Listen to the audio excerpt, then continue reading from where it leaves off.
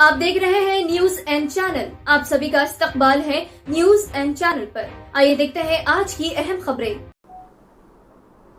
खुशामदीद नाजरीन, मैं फहद बावज़ीर। आज हमारे साथ मौजूद है सोमनाथ गोस्वामी, जिन्हें उनके चाहने वाले सोम के नाम से जानते हैं। सोम एक आईटी प्रोफेशनल है और उन्होंने हाल ही में टॉप मॉडल इंडिया कंपटीशन जीता है मॉडलिंग का, और वो इंटरनेशनल लेवल पर इंडिया को रिप्रेजेंट करने वाले हैं। सोम, आप एक आईटी प्रोफेशनल है, आईटी की फील्ड से है, और मॉडलिंग में किस तरह जाना हुआ? मॉडलिंग में देखिए, हम बचपन से ही आजकल भारत में सभी खुद को हीरो ही समझते हैं। तो मैं भी खुद को हीरो ही समझता था, पर उतना कॉन्फिडेंस नहीं था कि कभी कोई बड़े पर्दे पे या कभी कोई बड़े स्टेज पे हीरो बन के बाहर आ पाऊंगा।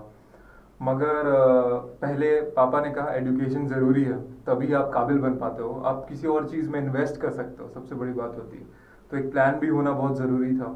इसी वजह से मैंने अपने पापा के डर से अपनी इंजीनियरिंग पूरी की पहले, फिर हैदराबाद आया जॉब के लिए, और फिर धीरे धीरे इस पैशन को, जो कहीं ना कहीं हमेशा से मेरे अंदर ही था, इस चीज़ पे इन्वेस्ट किया, इस चीज़ पे टाइम इन्वेस्ट किया, इस चीज़ पे डेडिकेशन इन्वेस्ट किया।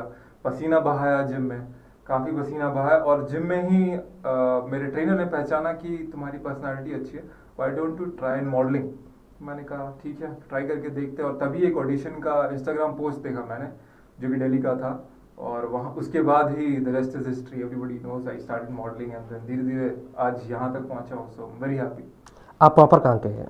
मैं हूँ झारखंड का, पला बड़ा हूँ झारखंड जमशेदपुर से, और कुछ 6 साल पहले हैदराबाद नौकरी करने ही आया था, और फिलहाल कहूँ तो हैदराबाद का ही होके रह गया हूँ। सफ़र स्टार्ट कैसा हुआ? पहले किस तरह से आपने ऑडिशन दिया, कितने स्ट्रगल किया आपने? जी, पहले तो आई थिंक मेन स्ट्रगल जो मेरा था वो फिजिकल था, क्योंकि मैं बहुत पतला दुबला था। आई थिंक तब मेरे शरीर में सिर्फ हड्डियाँ ही थी, अब थोड़ा बहुत आपको मसल दिख रहा होगा। तो मेन स्ट्रगल मेरा वो था, क्योंकि एक बार ही आप फिजिकली फिट होते हो तब मेंटली ऑटोमेटिकली फिट हो जाते हो, एक कॉन्फिडेंस आ जाता है खुद पे कि हाँ मुझे लोग देख रहे हैं, सुन रहे हैं। तो बेसिकली प्रेजेंटेबल बनना पहला स्ट्रगल था मेरा। दूसरा था मम्मी पापा को समझाना कि ये भी एक मेरा पैशन है और मैं इसमें थोड़ा टाइम, थोड़ा एफर्ट डेडिकेट करना चाहता हूँ। तो धीरे धीरे धीरे उन्हें भी इस चीज़ से प्यार हो गया। अब वही मुझे कहते हैं कि क्या वो कोई शूट क्यों नहीं कर रहा है, कोई अपडेट नहीं आ रहा, कोई पोस्ट नहीं आ रहा तेरा, why you not doing the shoots. So I think उनके तरफ से भी मुझे हमेशा एक सपोर्ट रहा है। तो आई थिंक मेन जो थैंक्स है उनको जाना चाहिए, क्योंकि उन्होंने बहुत मेरे सपने को अपना सपना समझा। तो मैं बहुत थैंकफुल हूँ कि मुझे ऐसे मॉम डैड मिले।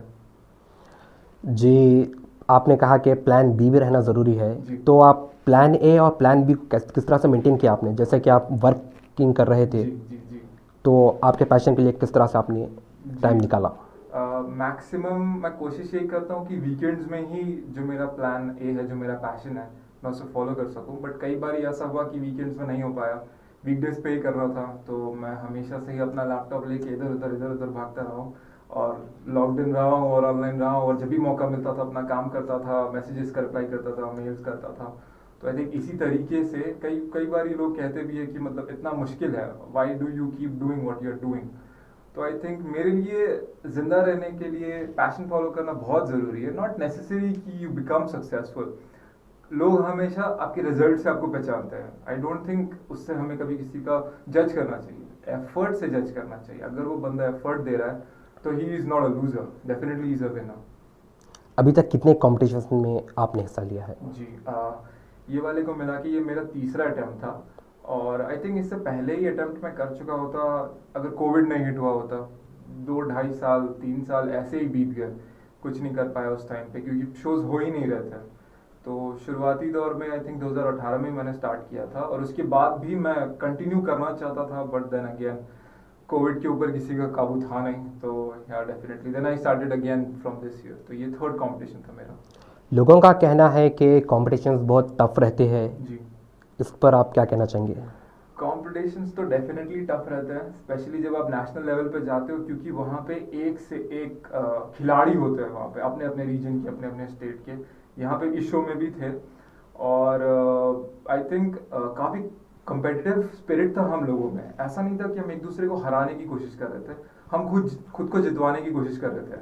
जैसे मैं टाइटल जीता, कोई और है, किसी ने कुछ और जीता, किसी ने दोस्त जीते, किसी ने रिस्पेक्ट जीता, लव जीता। तो मैं जैसे सर अभी आपने पूछा है तो मैं उनका भी नाम लेना चाहूँगा। आई थिंक मेरे जो जितने भी कंपेटिटर्स थे इस शो में, यदान, निशांत, जयेश, आदित्य, सुशांत, सरफराज, दिव्यांशु, पंकज, आई थिंक बहुत कम बारी होता है कि हम इतने सारे नाम याद रख पाते हैं इतने कम समय में, बट इनके नाम मुझे याद है क्योंकि ये अब बिल्कुल मेरे भाई जैसे हो गए हैं। अब मेरे कंपेटिटर्स रहे नहीं, हम ऑफ स्टेज हमने इतना अच्छा बॉन्ड बनाया, और जब मैं जीता, ये स्पेशली मैं मेंशन करना चाहता हूँ, जब मैं जीता तो उनकी आंखों में एक अलग खुशी दिख रही थी मेरे टाइटल के लिए, क्योंकि मैं जीता। They were like yes you deserved it, we are very happy for you कि आप जीते। आपसे हार के हमें कोई दुख नहीं है, हमें खुशी है कि हम ऐसे किसी के साथ हमने compete करा और हम भी सीखे और मैं भी सीखा उनसे। और हाँ, मेरे दो और फीमेल मॉडल्स है, Komal and Sushmita. I would really like to extend my thanks to you also. ये दो बहुत अच्छे दोस्त बनाए मैंने इस कंपटीशन के दौरान, और इन्होंने भी बहुत सपोर्ट किया मुझे, और इनकी आंखों में भी सेम चमक थी जब मैं जीत के बैक स्टेज वापस गई। तो आई थिंक कंपटीशन हमेशा हेल्दी होना चाहिए। This is what I called healthy competition, जहाँ पे कोई जलन नहीं होती, हमेशा भाईचारा रहता है। On stage we were rivals, off stage we were brothers. So I would really thank all of them here आपके माध्यम से। वो भी सुन रहे होंगे, वो भी देखेंगे मुझे, तो really love you all, thank you so much for the support. ज़्यादातर देखा जाता है कि मॉडलिंग में करियर स्टार्ट करने के बाद फिल्म्स के ऑफ़र आते हैं। अब